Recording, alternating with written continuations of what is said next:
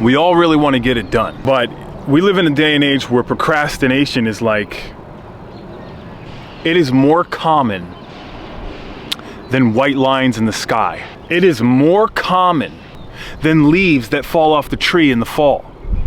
It is more common than you see birds flying around. Procrastination. Now this is my theory. I'm a conspiracy theorist, plus I'm a conspiracy realist. But here's my theory when it comes to procrastination. We procrastinate when we're in pain. Now, it could be physical pain, mental pain, emotional pain. We're trying to avoid the pain and distract ourselves from the pain. And we do this in a number of ways. We can scroll on social media. We can binge watch Netflix. There's a lot of things we can choose to do. Procrastination can even hide itself into busy work. You know, you may be washing dishes or cleaning a closet and doing all kinds of miscellaneous chores and activities when there's actually something more important that you need to take care of. It could be having a crucial conversation with a coworker. Maybe you need to talk to your mother, brother, or significant other. Maybe there's something that you need to address, but you're not doing it. We all do this. The most important thing often gets avoided, and then it's to our own detriment when it's too late. But I'm going to talk about procrastination in regards to getting what you want done in life, like really what you want done. A lot of people like to complain about not having money or not having a business or not doing whatever they really truly want in life. But complaining is just another form of procrastination. You really can't get anywhere complaining.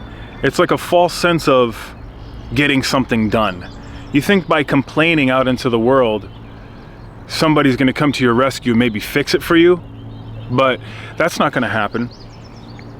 Complaining is the worst form of procrastination because it really solidifies your spot as a complainer instead of an action taker. You've built momentum in the wrong direction, because then you become really good at complaining, and people hear you complaining, they're like, oh, that's a great complainer.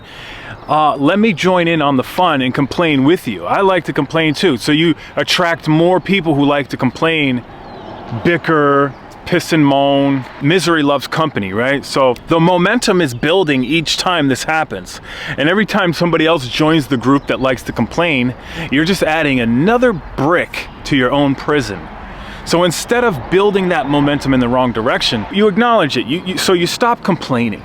You stop the scroll, you stop the binge watching, you stop anything that is going to get in the way of your objective. Every time you decide to do something active instead of passive, now you're starting to build that momentum in the right direction.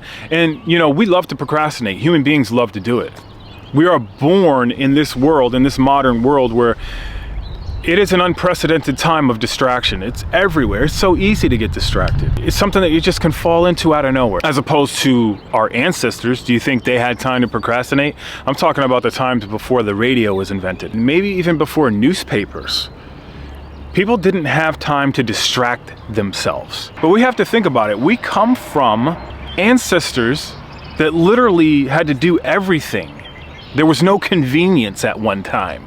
We had to do everything we could to survive. Now, flip that. In today's modern world, we're basically updated human beings. We have technology that we're going to leverage. So you can become more busy and use the tools of technology to your favor, but at the same time staying busy with what you're doing, because the technology is a huge distraction, but on the flip side, it's a very powerful tool. So we're trying to use the technology as a tool. So when I talk about things like recording yourself on the voice memo app or recording yourself on your phone, and then you can analyze how you speak and how your cadence is and how many words per minute you talk, all of those things are crucial in understanding how you sound and how you deliver things that you want to explain to other people. There's a million different apps for all kinds of things. Use them. Experiment with these apps. You have artificial intelligence.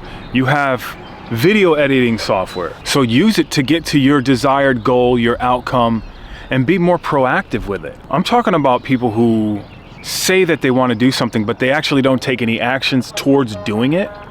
And then the other people who say that they want to do something, but they're less talk, they're more action oriented. This little mindset shift that I'm talking about is really simple. It's just be more action oriented towards the things that you want to do. Instead of saying you want to do something, let your actions speak for you. Because the opposite of proactivity is procrastination, and we want to limit the procrastination as much as possible. Because it's going to creep in sometimes from time to time.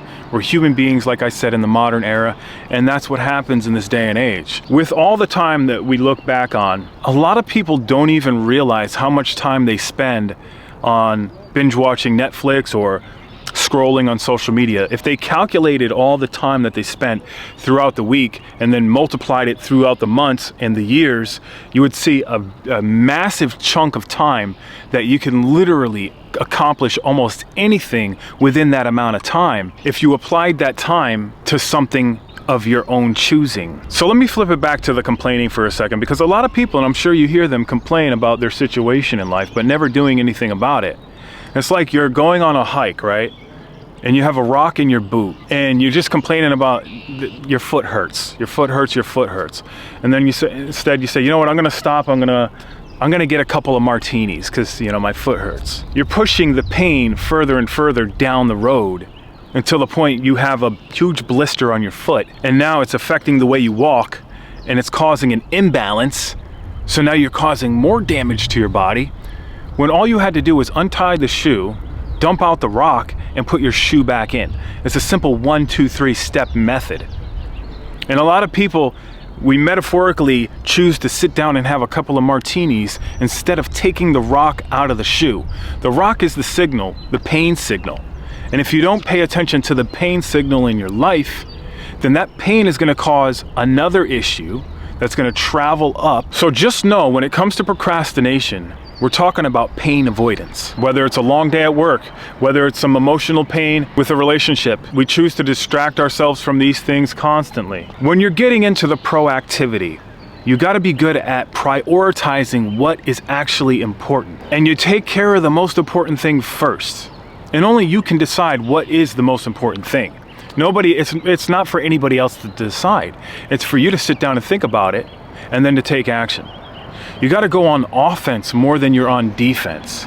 Because if you're always on defense, you can never really take enough action to get out of the painful situation and to make something, to turn the pain into something. So instead of momentum building in the wrong direction, you're now pushing momentum in the right direction. And the more times you do little exercises like I spoke about in my last video, the more momentum you build in the right direction. And then you start to notice, man, you know what? I've got more energy to get things done. I've got more energy to execute and to do more, and I'm getting closer. And now I feel the winner effect because I'm getting closer and things are starting to happen. I'm starting to see the way people respond, and everything starts to come together. But you can't even see it when you're in the wrong momentum state. A lot of people make drastic changes in their lives and they go from rock bottom to all of a sudden sky high. And they do it over a progression. They do this, and it happens over the weeks, the months, the years. A lot of times, a lot of that work is being done behind closed doors. And whatever pain is fueling them, only they know what it is. So identify what is painful to you in your life and the things that you want to do to fix it. Because ultimately, it's your journey that you're on. And when you take the right steps in your journey, you'll start to notice, man, everything starts to open up. The sky becomes brighter, so to speak. You have a better vision. You can see a window of opportunity. And you look into the window of opportunity and say, no, I'm gonna keep following that window. That's where it's at. And only you know where it is. But you can't give up. You gotta keep going strong. I know this sounds like a cheesy motivational video, but sometimes people need to hear this. If you resonated with this video, subscribe to the channel, man. Check out some of my other videos. There's gonna be a link in the description. I'm doing one-on-one coaching calls for free. There's no pitch. If you wanna come down and check it out, I'd be glad to speak to you. Let's link up, man.